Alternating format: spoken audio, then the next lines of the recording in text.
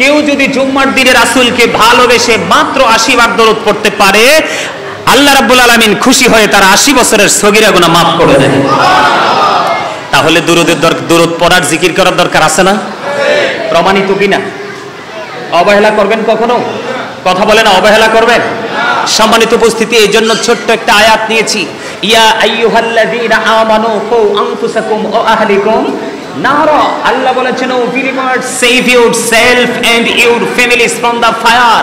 আল্লাহ ঈমানদারদেরকে ডেকে ডেকে বলে, তুমি জাহান্নাম থেকে বাঁচো এবং তোমার পরিবারকেও জাহান্নাম থেকে বাঁচাও। আপনাকে বাঁচতে হবে এবং বাঁচাতে হবে।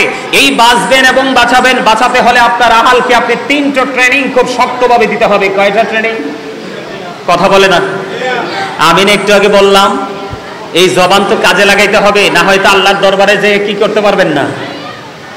কি দাদা ভাই বলেন না কেন? জব দেওয়া যাবে? প্রত্যেকটা জায়গার হক আছে, হক এখান থেকে আদায় করে নিতে হবে। আমি একটু পরে আসছি কবরে যাচ্ছি। কবরে গেলেই বুঝতে পারবেন ফিউচারটা যে কতটা মধুর জায়গা, ফিউচারটা যে কত ভয়ঙ্কর, কবরের জীবন থেকে বাকি জীবনটা যে কত মারাত্মক। আমি সেই জগতে একটু পরে আসছি। আমি একটুখানি আপনাদেরকে বুঝাই, আমিও বাঁচবো এবং আমার পরিবারকেও বাঁচাবো। বলেছে কে? আল্লাহ। কে বলেছে? আল্লাহ। এখন আপনি যদি ব্যক্তিগতভাবে এটাকে ইগনোর করেন, অ্যাভয়েড করেন, সেটা আপনার পার্সোনাল ব্যাপার, কিন্তু আমাদেরকে তো সত্য কথাটা বলতে হবে। আল্লাহ বলেছেন, অকুলু কাউলান সাদীদা। আল্লাহ বলেছেন, সে দ্য রাইট থিং। সম্মানিত উপস্থিতি, আমার দিকে তাকান। এই যে আপনি বাঁচবেন, আমি বাঁচবো, আমি আপনার পরিবারকে বাঁচাবো, এটার জন্য সুন্দর একটা সমাধান দিয়েছেন আপনার আমার প্রাণের রাসূল।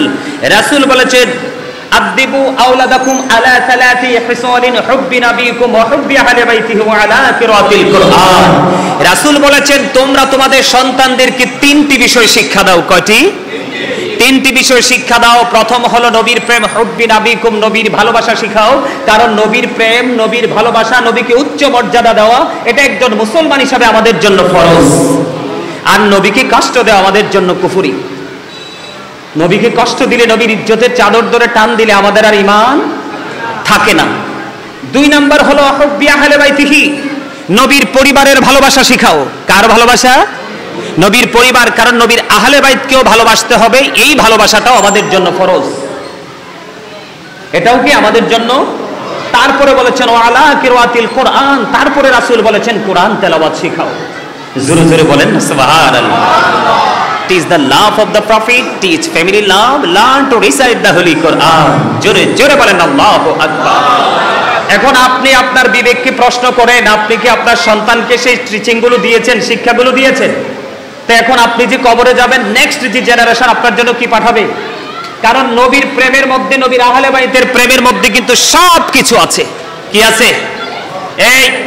এই আপনারা যে কেউ একটা দায়িত্ব নিয়ে 2টা জালিবেত নিয়ে ওইখানে যান, জালিবেত নেন, জালিবেত।